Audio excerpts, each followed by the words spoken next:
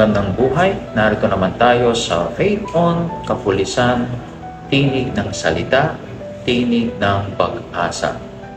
Sabi po sa James chapter 1 verse 22, be doers of the word and not hearers only, deluding yourselves. Ano ang mga salitang na natanggap mo ngayon?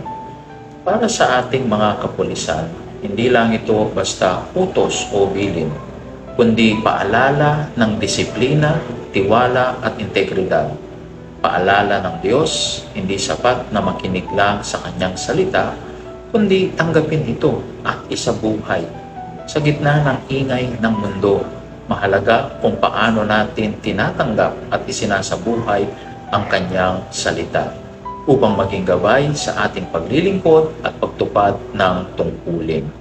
Sa panghuli, samahan niyo po ako sa isang maikling panalangin. Sa ngalan ng Ama at ng Anak at ng Espiritu Santo. Amen. Panginoon,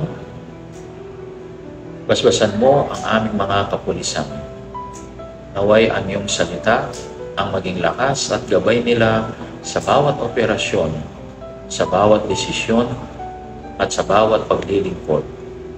Itanim mo sa kanila puso ang katapatan, tapang at malasakit upang maging tunay silang tagapagtanggol ng kapayapaan at katagupan. Amen. Sa ngalan ng Ama at ng Anak at ng Espiritu Santo. Amen.